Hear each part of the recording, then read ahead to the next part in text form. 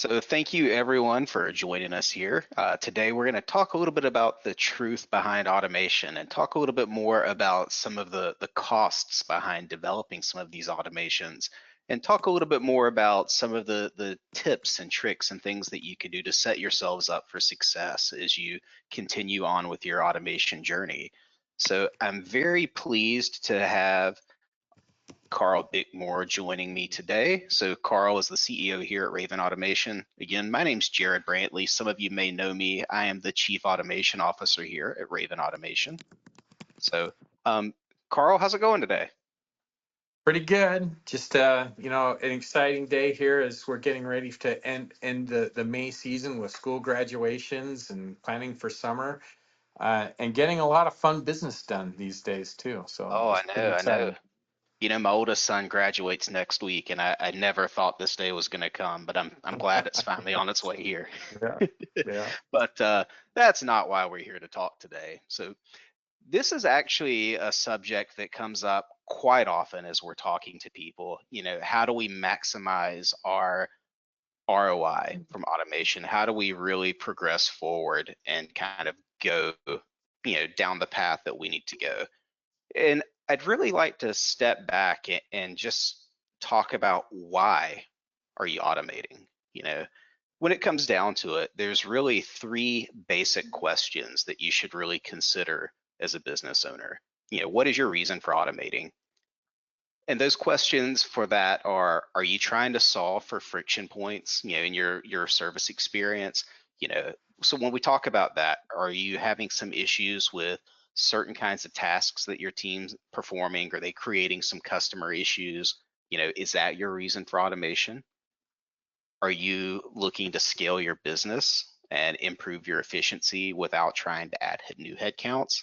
Are you trying to get more done with less, essentially? Is that your driving factor for automation? Or are you looking to add additional revenue streams through your business by adopting things like an automation as a service model? Those are really the three main reasons we see businesses pursuing automation.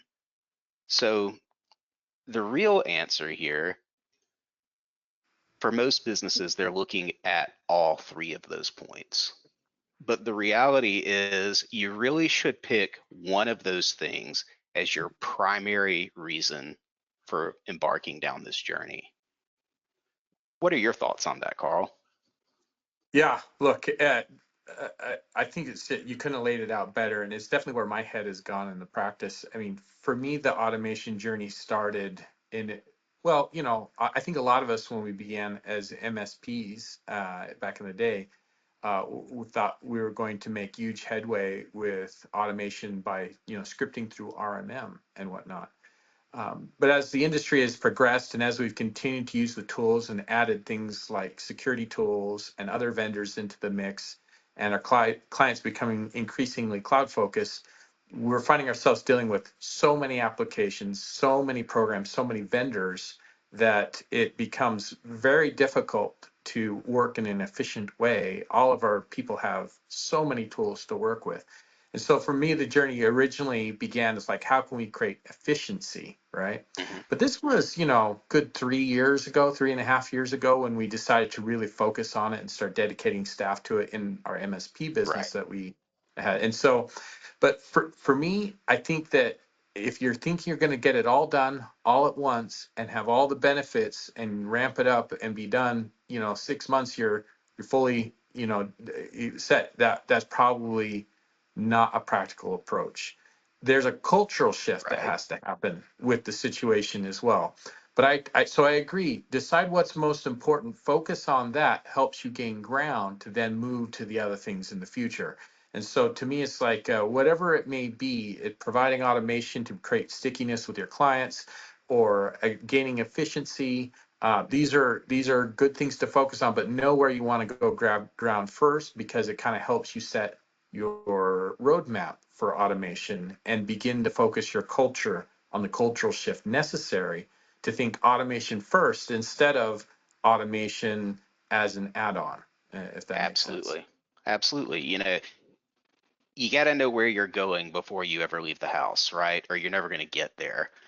So when you look at those different questions, essentially, each one of those paths kind of has its own unique types of automations, if you will, that you might consider when you're looking into these different journeys. And you said it very well. When you consider the automation journey, it's not an overnight success. It is a commitment. You're going to need to typically give it a minimum of 6 to 12 months before you really start to see significant ROI. There are things that you can do to help speed that process up and generate some faster ROI, and we'll talk a little bit more about that. But when it comes to those individual paths, which path is right for you? So let's say you're going to go down the path of trying to reduce friction points. Common automations that you might see if you're traveling down that path would be things like user onboarding and offboarding. You might tackle automations for repeatable tickets like dark web responses, backup audits, things of that nature. You might build self-service automations for password resets or password expiration warnings and things of that nature. The thing that's unique about that path is those automations most often are mid to high complexity automations. The challenge with that is if you're an MSP that's just starting out on this journey, those mid to high complexity automations can be a hurdle for you. They can absolutely be something that could cause your team to stumble as they're learning the platform. They can create a slightly longer delay in you generating that ROI. Now, if you travel down the path of operational efficiency, there are some great ways that you can get some real wins. Automated triage and dispatching processes, billing reconciliation, using AI to suggest solutions to new tickets. All of these automations, what they have in common is that they're going to provide great opportunities for quick ROI. They're going to run very, very frequently because they're targeting all of the new tickets that come in. So you're going to get a lot of benefit out of those.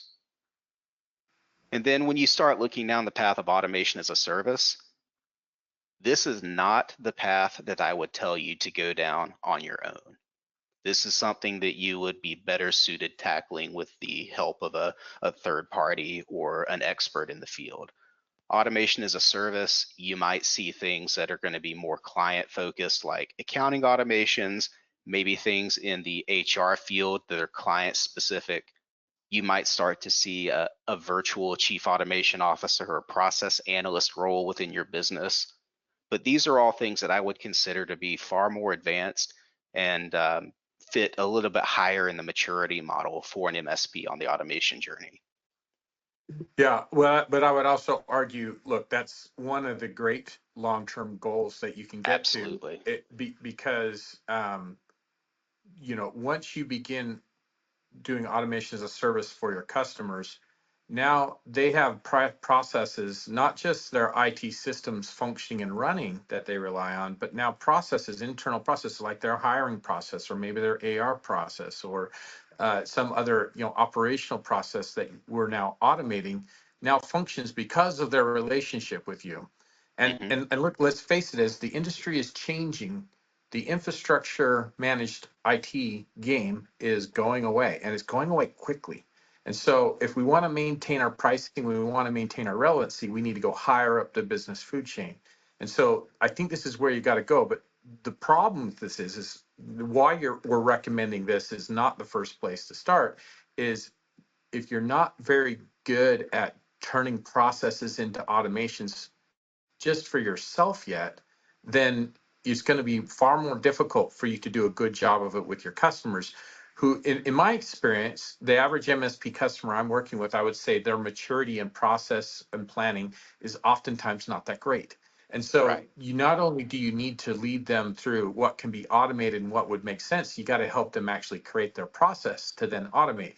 You can't automate a process that doesn't exist. If it's informal and not understood, you have to take them through the process of documenting the process. It's more like being a business consultant, which is higher up the food chain, which is nice, Hmm. to then say this is the tool on how to automate it, or this is how you can drive that process efficiency. And so, and they're going to have the same three questions about what they're trying to, and you're going to want to step them through it as well. the operational efficiency is definitely where you can get your quick wins because you take smaller, less complex things, irritating things, and you improve the experience for the employees. You free them up and you make tools that don't talk to each other talk to each other. That all makes it easier, but they're so much less complicated. It's easier to get the ball rolling there. Leading into customer facing things, there's all sorts of interesting things there, but they are more complicated. And one of the biggest reasons why they're more complicated is because every customer is either slightly different or connects in a different way, or there's something that you need to uniquely accommodate for them. Like, one customer's, say, new user onboarding is going to be slightly different than the new user onboarding for another one. And accommodating for that difference on a per customer base just simply makes that process far more complex, right? There, Absolutely. and that's probably one of the best reason to think about, like, reducing friction points with customers is amazing. It is definitely a lot more work to do it because of the accommodations on a per customer and sometimes even per department per customer. You can get a lot of variety when it comes to those things.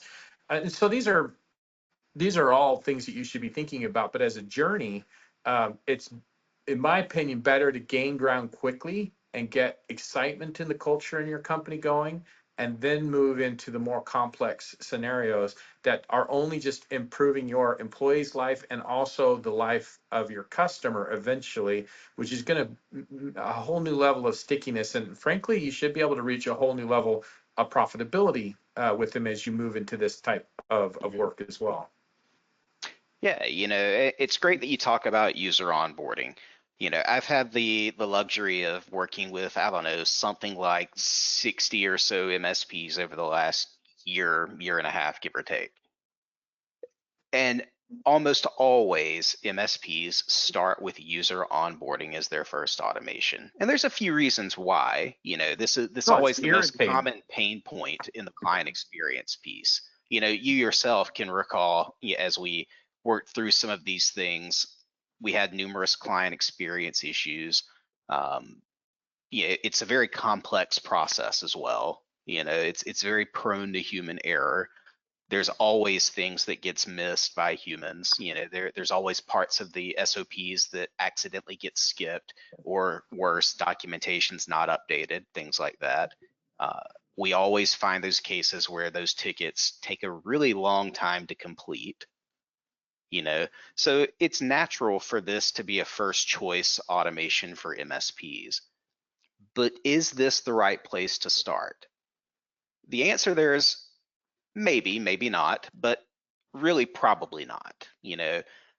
If you're going to build a true user onboarding process, most often to go from start to finish for the end game, it typically takes multiple months to build this out. And that includes coming in with a good starting point, like a crate from the marketplace, because we're including bring the crate in, set up all of the variables for all of your client tenants, make customizations to that crate for some of the uniqueness between your clients, train your team and train your clients. It's typically a multiple month process to do that. The ROI oftentimes isn't as high as you think. When you really need to look through that, you've got to figure out how much time are you actually saving with that automation and how often are you actually onboarding new users. As a result, that really doesn't create that quick win situation that we're talking about. It's still a process that you should automate, hands down. This is absolutely something where automation should happen. Probably not the thing that you should focus on first, though. What are your thoughts, Karl? Yeah, look, it's tempting to go for it because it's the most obvious one. It's the one that gets talked about a lot. It is, a good process to think about. If anything, maybe think about what parts of your user onboarding should be automated, and think of it Mhm. maybe in pieces, if anything. Maybe, Office 365 license procurement as an example. Just, can you automate that part of it, how it works for your customers? Absolutely. Versus all the way down to autopilot deployed Windows desktops. I mean, there's all sorts of things that need to be in place for that to function with your customers, and are you really ready for it? I think that it's just an example of, like, people fundamentally not understanding how automation works and where you can get the biggest wins from, right? Because having your level one help desk folks continue to do new user onboardings in somewhat of a manual process while you're learning how to better understand and better create a culture around automation is not the worst thing ever. It, like you said, the ROI may not be as strong as you think. You might be able to get better gains by killing, look at your top ticket categories and say, well, where are all the little mundane things that are just hitting all over the place? Can we kill that instead? Sometimes that makes a lot more sense. Things that are less complicated. I think there's a big misnomer. It's like, hey, I sign up for Roost or I get my automation team ready, but frankly, it takes more time than you think. It's more difficult than you think. Hmm. And keeping it simpler at the beginning helps you better understand what it actually takes to do an automation and to actually get a return on it. Um, it's a journey, I guess is another way of saying it. Right. And starting off with things that are less complicated just simply makes it greater likelihood of success, greater likelihood of early wins, greater likelihood of a team going, yes, I love this, versus, oh, I've got that automation for new user onboarding working, but I still got to do all these other things and it doesn't quite work for these 4 clients. And so what are we really doing here? Kind of thing. You want to build the culture, and wins are important for that. Yeah, I mean, you're from a user onboarding perspective, you're going to be much better served if you go into the marketplace, unpack the crate, and start using the crate from just a perspective of having the partial automated process. Don't make any changes to it. Run with the crate for a period of time while you're automating other things. And then as your skills improve in building out workflows, go back to the process, start adding things to it, start creating those customizations, but start with just that stock crate and let it be for the time being. That way you still get some benefit and you can still tackle some of that pain point, but you're not getting stuck in that rut of, months on months on months of working through a user onboarding automation. Yep. Yeah. Well, and frankly, some of the stuff that's actually been both not as complex and also helps the customer experience by helping us be more communicative and more organized are some of the triage things that we've done, or helping us save dollars by auditing our SaaS stuff. That stuff has had actual, not only efficiency improvements but dollars going, Mhm. saving us from wasting dollars. And to me, that's not bad. There's nothing wrong with that. It's like that, and Not at those are all. easier automations to get after quicker. And so just thinking through what it is, and kind of hearing some of the experience of folks that have kind of gone down the path. I think the biggest thing is it's not as easy as you think. But once you get into the groove, there's a lot you can do, and it's very Mhm. powerful, and it can really be meaningfully impactful to your business scalability and how your clients view you. And so it's it's definitely a thing where you have to take that journey. And it took us a while at our MSP to really get past, to move even into the concepts of customer facing things beyond the original, kind of Right, internal process improvements. So. for sure. So what does the ideal journey look like? Well, if it were my business, I would absolutely focus on the operational efficiency first. And as we start to get our feet wet there and build those things out, then let's start working on the automations that directly improve the client experience. Let's start working on some of those more client facing items. And as we get things running there and we're really getting up to speed with a platform, now let's start building that automation as a service practice. Whether we do that internally or whether we partner with a third party provider, you know, ultimately that remains, but operational efficiency, then the client experience focus, then automation as a service. That's really the key to building that foundation for success. I think the key thing to recognize, and you kind of touched on this before, is when you get to that third one where you're thinking about putting automations through to your customers, that's something that we took a long time to start considering how to approach that for ourselves. And the first thing you learn is the things that are the barriers to this don't always occur to you until you kind of get there. It's the customer's own ability to express their own process, understand Right. it, and then understand how to put it together. And really, you're a process consultant for them Hmm. first. That and then you figure out how to put the technology behind it and what tooling makes sense.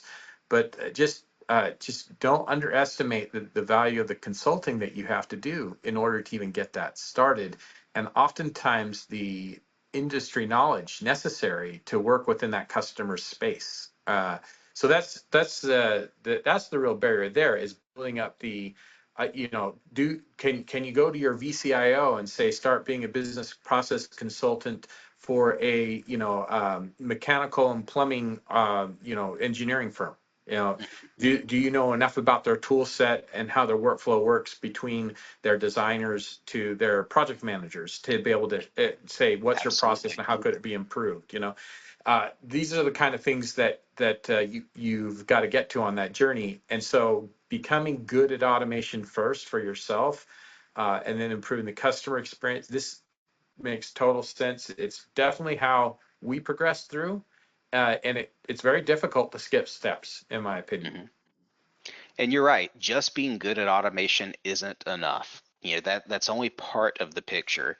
Really being able to understand that process and break down that process into pieces and map everything out, that's a whole skill set all in its own. And not every automation developer has that skill set. Not every technician or VCIO has that skill set. It is its own skill set. Yeah, I see that VCIOs are great about like consulting on IT infrastructure strategy, cloud adoption strategy, cybersecurity strategy. Even some are better than others, right? But this business process within the customer, that's pretty rare in my experience within an MSP. And that's it's a whole new skill set to be developed. Just like we've had to develop, to me, it reminds me of like when everybody made this shift from being like solely infrastructure, help desk focused, to adding cybersecurity. We started to realize there's skill sets we don't have here. I Hmm. think that automation, really automation and AI, kind of in the same bucket in some sense. There's a real skill set that needs to be developed in order to make this functional.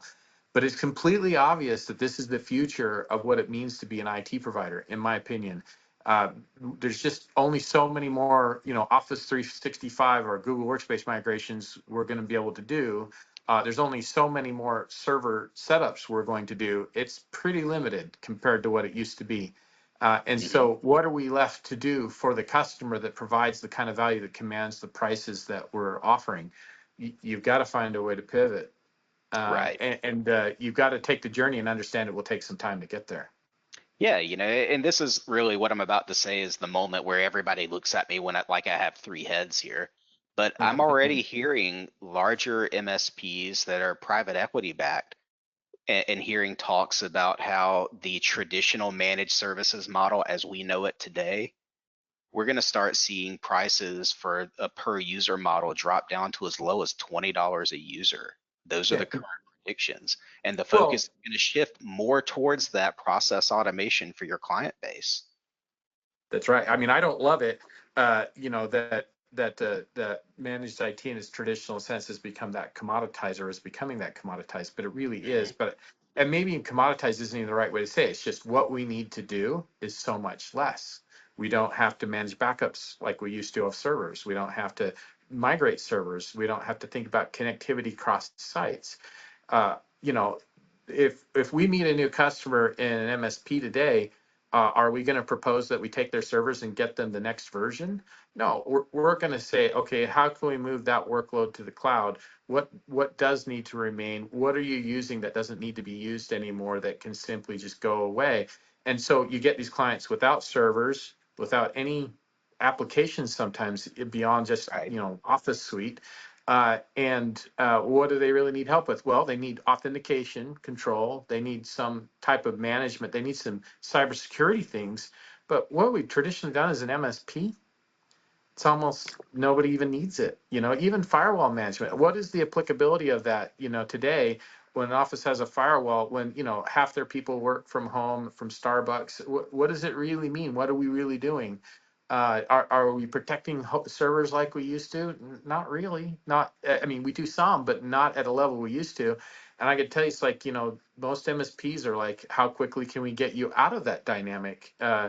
and provide real value? I mean, it's big wins when you get customers so they're not on the server train anymore. But then what are you going to be to that customer? So Right. that's the thing that you really have to consider.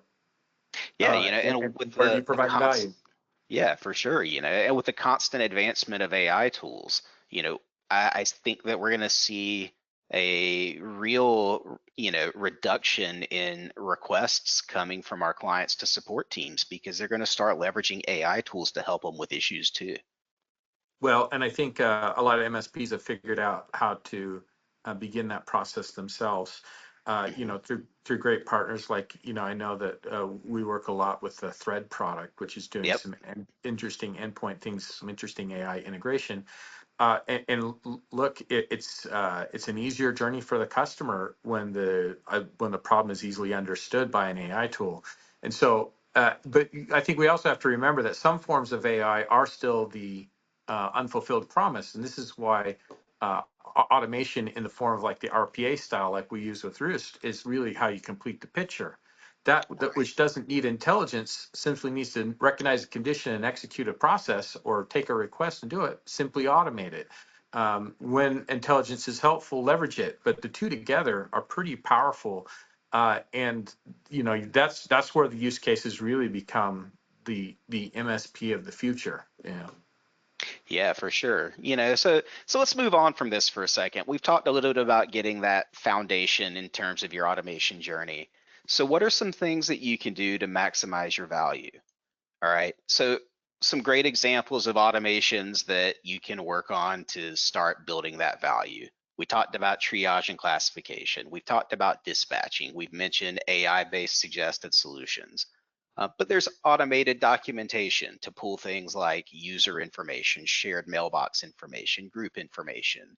We've mentioned billing reconciliation, and that's something that means a little bit. Yes, that's a little bit different for every MSP, right? We've done a lot of billing reconciliation work, and the process always varies a little bit from one organization to the next. But that's a great place for value. Uh, Password resets or password expiration automation.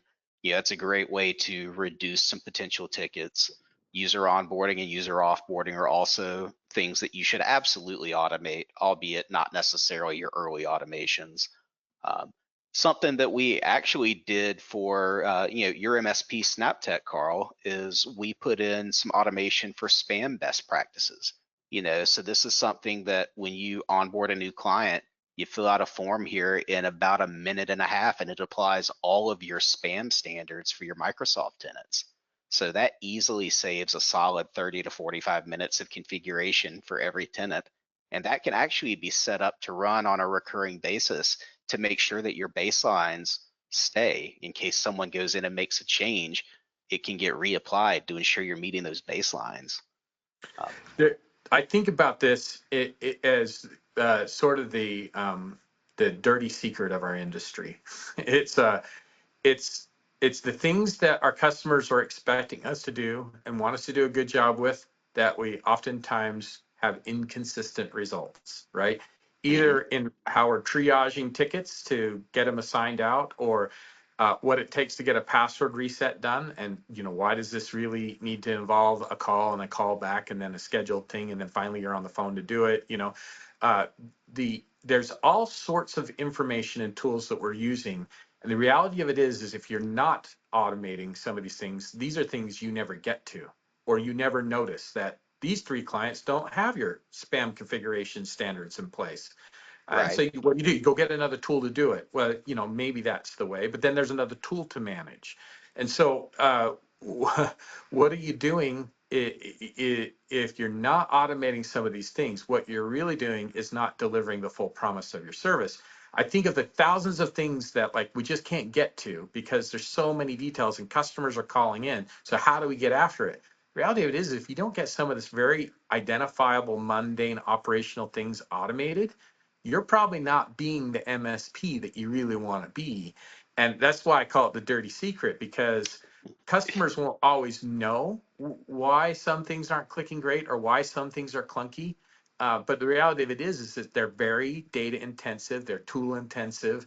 And when they can be accomplished and get rid of some of these mundane things and make them execute with consistency, it's a huge win. And you're just a better organization serving your customers better. Yes, it's more efficient, but it also that leads to a better customer experience. Yeah, I wish that I had my slide in here that shows the automation maturity model, but it's not in this presentation. But you pointed out something, really well here. It's as you progress in your automation journey and become a little more mature in your automation journey, you'll start to realize that there are many tools in your organization that really are just automations that you could build. you know Case in point, we've created the Raven resource scheduler, which is a great scheduling tool for the ConnectWise PSA to allow you to schedule your resources with your clients directly and not have to use a third-party tool for that.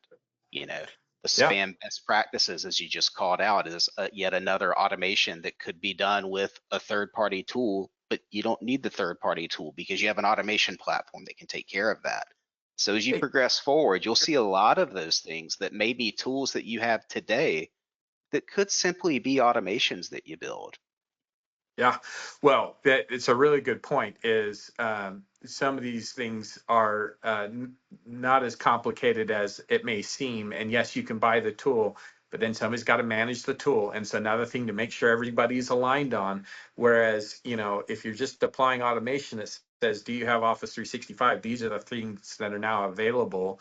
That actually has some opportunity to be more likely to work correctly. Hmm. And so it's like or to just be more consistently applied, right?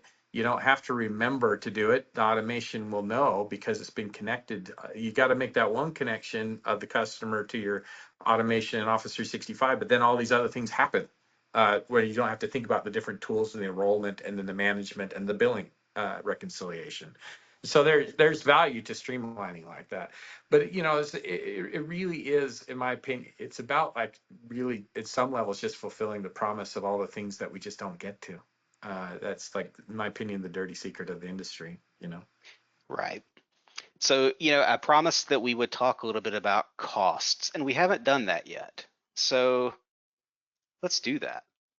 Now, what we've got here, this is just simply a chart that shows some time savings data. Now, the data that we're showing here is all information that we've pulled from our client base today, and it's averaged out, right? Processes that we've implemented for our clients vary for sure. And of course, ticket triage and classification for one client may save them 2 minutes. It may save 5 minutes for another, depending on exactly what they're doing in their process. So these are all averages. But when you look at something like this, 3 minutes on a ticket triage and classification process does not sound like much. But when you're getting 100 tickets a day, all of a sudden that 3 minutes becomes 300 minutes, which is what, 5 hours that you just saved that day? I think if my math is right there. Yeah, So yeah. Well, and then that's just the triage classification, then the dispatching, and then can you that's switch right. the escalation? It adds up quickly. Absolutely.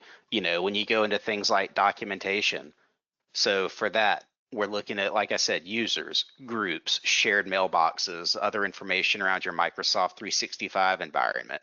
That's an automation that runs 3 times a week, and it's about 5 hours of work if someone were to go through and manually audit that for a typical MSP's client base. So again, 15 hours a week of time savings there. But then you look at something like user onboarding. On average, it's about 1 hour. So if you consider your volume, every MSP is different in terms of how much volume they're doing for a user onboarding basis. Same thing for user offboarding. The spam best practices that I talked about, 20 to 30 minutes for most MSPs. Um, License audits, we can schedule that on a recurring basis. Mailbox quota alerts, we didn't really talk about that on the last slide, but that's a great automation that can help reduce potential tickets by notifying people and creating tickets for you when a mailbox is nearing its quota so that you could proactively sell additional licensing to provide a larger mailbox limit, or potentially work with that user before their mail flow stops because they're not paying attention to the notifications that they already get. Yeah. You know, Yeah, well, and it's another place where, depending on the technician, when they get the call from an email or from a customer saying their email's not working, just the wasted time in figuring out why. It's a pretty helpful one. Yeah. Automated dark web response. Again, that's one based on volume. I'll remember. I think SnapTech at one point, 450 tickets came in all at once for dark web response. And as I recall, I think it was about an average of 15 to 30 minutes for the SnapTech team to manually review each one of those tickets. And Yeah. we were able to fully automate that and cut that down, so huge amount of cost savings there. And then Well, yeah, notifying because users our unenrolled in response, MFA. yeah, well, yeah, because our on the dark web responses, our answers to what to do are pretty much the same every time. Change your password. Absolutely. You know? Yeah, I mean, absolutely. So, It- but then notifying users that are unenrolled MFA, of course, that gives you an enhanced security posture. You're automatically running that to tell anyone that's not notified in MFA that they need to get enrolled in MFA, potentially sending them a re-registration link depending on your MFA solution that's out there. We've done some of that for Duo as an example. So again, you're saving your team time and you're constantly encouraging those users to get enrolled in MFA, maybe taking some escalation measures if they haven't enrolled after the second or third Mhm. notification. So there's lots of different value and benefit that could be there. Well, So yeah, I mean, when we talk about tip of the spear on security, business email compromise is definitely the most popular type of successful attack today. And just, mhm, you can kill 80% of that risk by just having good authentication practices, which involves good passwords and MFA, right? And right. so, having, and that's a great example of where, the bad guys only have to be right one time, and as MSPs, we have to be right all the time, right? And so it's like you can't have the oddball count that's not set up, and that's so common that we find situations where somebody's troubleshooting something and they turn it off and then they forget to go back and turn it on again, and now you got this exposed user account. So it's just, these are, once again, the details that get lost from inconsistent execution. hmm Without a doubt. So let's actually compare some of these costs here. So I've taken 3 of our actual clients. They were kind enough to give us the average hourly cost for their resources and tell us on average how many new tickets every day that they're getting. So you can see we've got MSP A, B, and C. Each MSP is kind of a distinctly different size. So we've got them ranging from 8.5 million in annual revenue up to 16.6 million in annual revenue. So varying sizes here. So as we look at that, monthly labor savings, if we take ticket triage and classification at that 3 minutes of time savings for MSPA, that's saving them $3,000 a month. MSPB, that's saving them almost 4,500 a month. And MSPC, that's saving them, we'll call it 7,750 a month. So as you work your way through this, what I really want to call out is user onboarding. Now, unfortunately, I didn't have stats for every one of our clients here on how many onboardings that they do. So we base this on 10 onboardings a month. Well, if you look at the cost savings based on their average hourly cost at 10 onboardings in a month, that's only $520 of cost savings Yeah, for MSPA and only $590 for MSPC. it's a If you look at really good offboarding, point. it's half of that. That's a So, great point. still absolutely benefit in automating those processes. But comparatively, from an ROI perspective, is that really maximizing your value? Probably not. Probably not. Now, as we look through all of these, and I'm not going to read this line by line, right? Everybody can see the slide, you can see the table here. But if you look at the total monthly savings combined from this list of automations here, for MSPA, that's saving them literally $22,000 a month in labor. For MSPB, $28,000. For MSPC, almost $40,000 a month. So with just those few automations in place, that's literally giving them enough ROI, not only to pay for their cost for the Roost platform, but that would cover the cost for a pro services partner. That would cover the cost for an internal resource building the automation as well. But if you look at your annual savings, that's where you really start to see some value. For MSPA, $250,000 in savings. MSPB, 340,000, and almost $500,000 for MSPC. Yeah. Yeah. And I think about this two ways. One is it could be, hey, I'm going to go reduce my labor costs and take the profits here. I've never approached it that way, to be perfectly frank, though. I look at it and say, this is 268 to 476K of additional value. Those team members can now go provide to the customers in providing amazing service, white glove treatment, better able to get to tickets quicker. The phone calls don't go to voicemail. That's where the result happens for Right. me, and that value is important. We can spend more time thinking about how to help them with their processes rather than just answering the flow of reactive tickets every day. Right? It's a different posture, and that's what I like about it. Being more efficient allows us to be a better MSP. Absolutely. Maybe at some point to say, look, the ratio of headcount to customer can change for it to legitimately change it. But I'm much more a fan of forward growth, forward potential, and so I'm redirecting. So I'm going to get 268,000 to 476,000 more value to my customers to ensure my growth. Yeah, without a doubt, and when you look at this, you've really got two real categories of automation overall. You've got the things that you're already doing that could be automated, and then in a lot of cases, you have things that you should be doing, but you don't have the bandwidth to do, so Right. you've got those kinds of automations as well. Yeah. I'm a huge So, fan of getting after that. I feel so much better, and like we're meeting our promise better when right. we're doing those things. So I'm sure everybody would love to know, how do you get there? Well, a 12-month approach, right? Setting a plan, creating a path. Yeah, if you focus on it from a quarterly structure, in that first quarter, focus on your AI-based ticket classification and triage. Focus on automated ticket dispatching. And of course, add new user onboarding. It's really hard to not have new user onboarding as an early automation because it is such a pain point still. So But a if you more focus on limited those version. Yeah. exactly, just that baseline version. If you focus on those three, I'm going to backtrack for a second here. And your MSPA at that 3.5 million in annual revenue.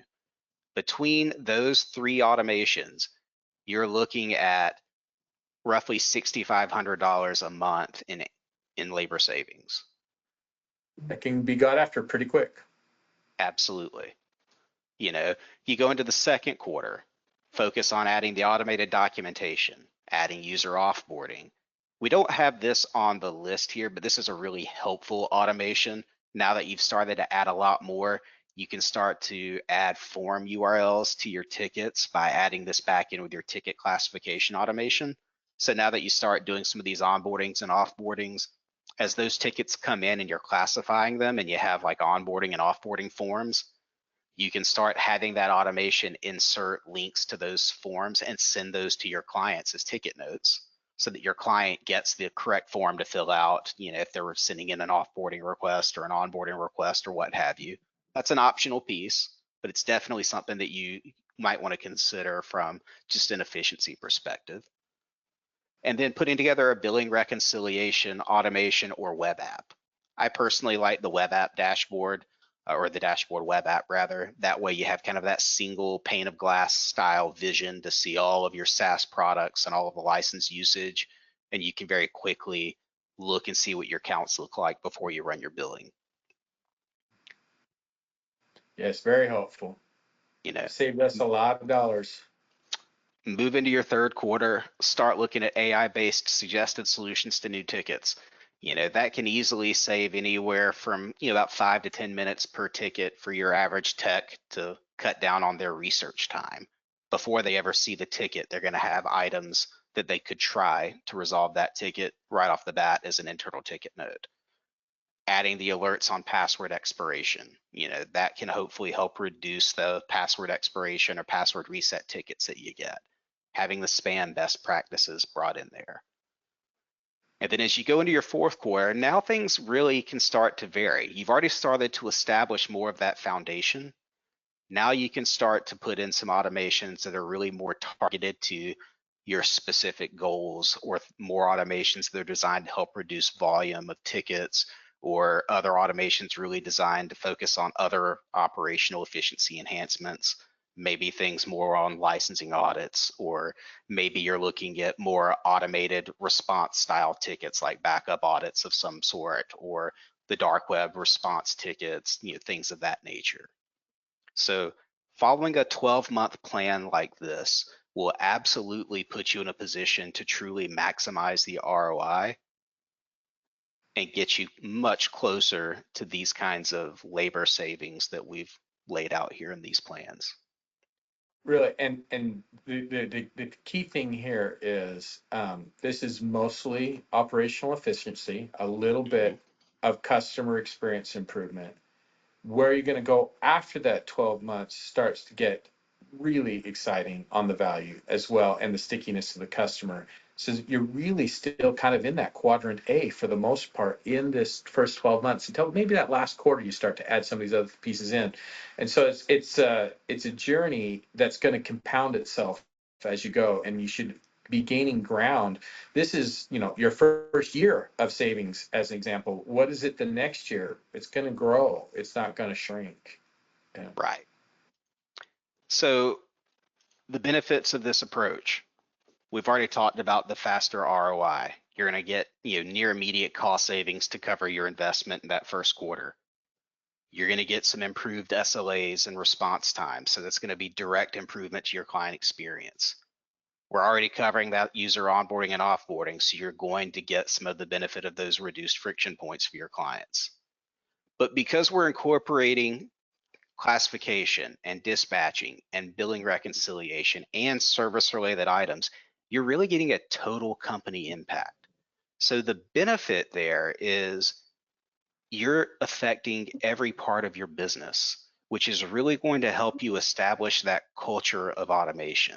It's going to help foster, creativity in your team and get them to start requesting additional automations and get them thinking about other ways that you could impact your business. And then, of course, the last benefit of this kind of approach is it really gives you that vision. You're establishing a clear plan and a clear timeline over the next year of what it is that you're going to accomplish. And the likelihood of ROI with it too. And it's Right. yeah. Absolutely. So again, why take this as a phased approach? I get asked this from time to time as well. And the question that I always ask is, would you go through and change your RMM tool and your accounting package and your PSA all at the same time? The answer is If you're crazy, probably not. Doing those kinds of things, they're a recipe for disaster. Um, Too much change at the same time is not necessarily a good thing. You've got to give people enough time to adapt to new processes and enough time to learn and execute on those new things. The other part of this is, something that we've learned is more often than not, we're not just automating processes, but we're actually helping the MSP define their process and finalize a process, or in many cases, update their process as well, just as much as we're actually automating it. well, yeah, just like we talked about with when you're automating for the customer, you got to know the process first, right? And a lot of times it's not as formally put together as you might expect, or there's more pieces than there are actually completed thoughts. And then the other piece of it is like, the more we do in a particular industry, for us at Raven helping MSPs, the more that we do this, the more we can say, oh yeah, 3 other people tried it that way. Here's what we saw. You may or may not want to go that route. And Right. so we're able to help truly be business process consultants at that set, as well as automation. Absolutely. And then the other question that I get asked quite often, do I need someone to help me do this or can I do it myself? And the answer is no, you really don't have to have a professional services partner come in and do this stuff. It's entirely possible that you have the skill sets on your team to do this. There are some things that you should consider though. And of that, consider what is the tool that you're going to use, consider the time it's going to take for your resource to learn that tool. Consider the time it's going to take to build those automations. Consider maintenance and support for those automations. Consider the cost of that resource. I can tell you firsthand that automation resources are not cheap. um, and then, of course, the other consideration is very few MSPs have the luxury of having dedicated automation resources today. Most of them have automation resources that are also escalation resources or also manage internal tools and have other roles and responsibilities within the organization. So they're not truly dedicated to automation, which means you're Yeah. not getting as much value from an automation perspective from the time commitment. It's definitely a recurring theme. That's something that, when I think about what we're doing here at Raven Automation, in helping other MSPs, we came from an MSP that took this journey. We were lucky enough to be in a position to dedicate people, and I mean dedicate people to automation, really just a few years ahead of where most people are at. And through those lessons learned, we've been able to share and help people take their own journey. The key thing is, it's like, I can't really think of other MSPs that I've seen out there that have any degree of consistent success without some type of dedicated resource. And so Right. then it's like, do you hire internal or do you outsource, or do you do like a co approach? And that's really the question. There's not a lot of organizations doing what we're doing here at Raven yet. I suspect there will be more as we go. But the reality of it is the gap that we're trying to fill is the fact that a lot of us can't dedicate somebody, and so outsource the dedication. That will get you there too. And Right. maybe in the meantime you build up your own resources, or maybe you don't. Maybe you like the outsourcing model, forever. It's whatever works for you. But the key thing is I have not seen a lot of folks successful in this without having people that's all they do. The reality of it is the ROI is there. As if you, especially if you go in the order we talked about, it's going to pay for itself. It just won't feel like it at first. And it took a while for Absolutely. us to like really believe in that. So. Yeah, so more on the cost side of some of this stuff, let's assume that your automation resource is $100,000 a year employee. The average hourly cost for someone at that salary is about 57.69 an hour. So assuming that you've gone through and you've onboarded your automation tool and your automation engineer has already gone through some training and understands, how to do some automation with your tool. Uh, I can tell you AI-based ticket triage and classification, building that from the ground up will take you 40 to 50 hours, depending on individual steps in your process. At that hourly cost, that's a cost of almost $2,900. Automated ticket dispatching, again, depending on your structure, you're looking at 30 to 35 hours or so of build time. Uh, you're talking about $2,000 roughly in terms of cost for that. I know that we recently completed a project for another MSP that included ticket triage, classification, dispatching, and redispatching and we completed that project in about 50 hours total for all of that. So definitely a little bit faster than what we've got listed here on the chart. Well, AI based. Yeah, yeah, a go ahead, couple Carl. things to note here is one is the cost on almost all of these is recovered in 1 month, based on the projections. 50 hours, $3,000. I think that the AI ticket triage classification was over $3,000 in savings a month, as an example. Uh, Hmm. that being said, and this is where a lot of people fall down, is when you don't have the dedicated resource, does it happen in 50 hours? Well, if it happens in 50 hours, that 50 hours might get stretched over 6 months. And if you're starting and stopping again multiple times and not really dedicated to completing it without interruption, it's not going to be 50 hours. It's going to be a Right. lot more than 50 hours. And so that's the downside. Plus, when you're not dedicated, you don't really fully develop the skill set as well as when you're fully dedicated. And so you're slower in general, even Absolutely. if you're good at it. You have to learn as you go, and it will take you longer because you're not constantly learning. You're jumping in and out. That's I think sort of obvious, but it's something that I think gets overlooked when people are thinking about how to take this journey. It takes more effort than you think, but don't forget the Well, value is 100% there. here's another example, automated dark web response. We've got that on the list here is about 40 hours of build time at a cost of about $2,300. But the reality is this was the very first automation that I built in the Roost platform when I still worked for an MSP. And honestly, I was learning the platform at the same time. So I really didn't know what I was doing. And I'm not too ashamed to admit that it took me closer to 90 hours to build that automation, Right. more than double what we have here, with now having experience and knowledge on how to actually do this stuff.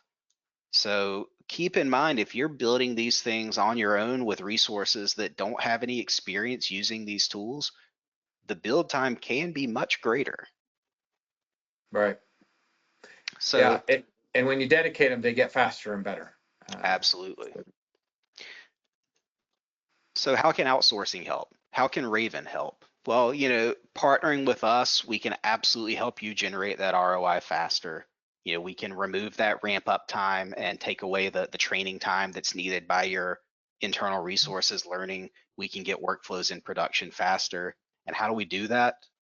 We already have a library of existing automations, like that dark web automation I was just talking about. We already have one. We can come in and modify what we already have to tailor it to your environment.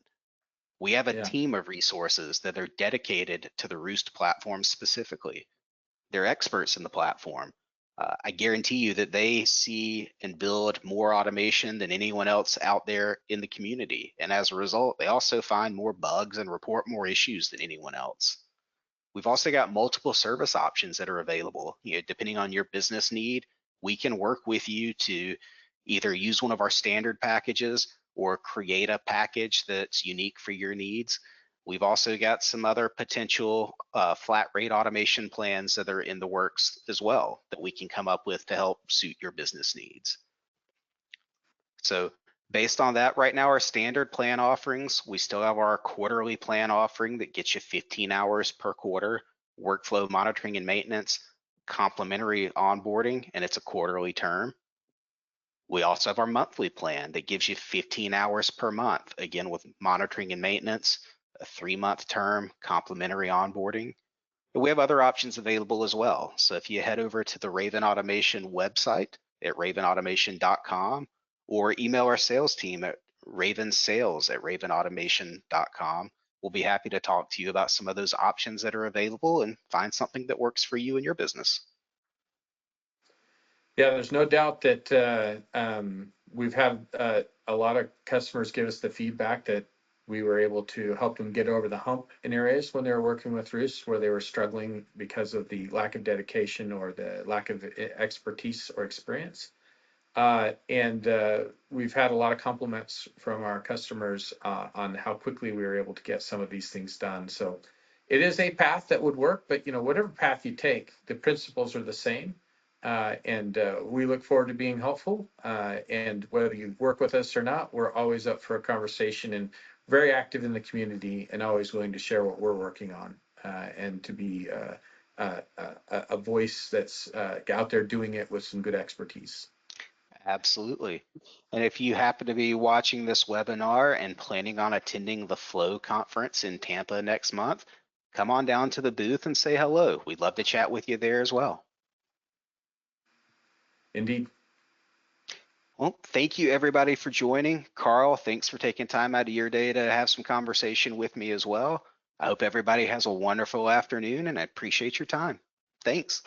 Take care, everybody. Bye-bye.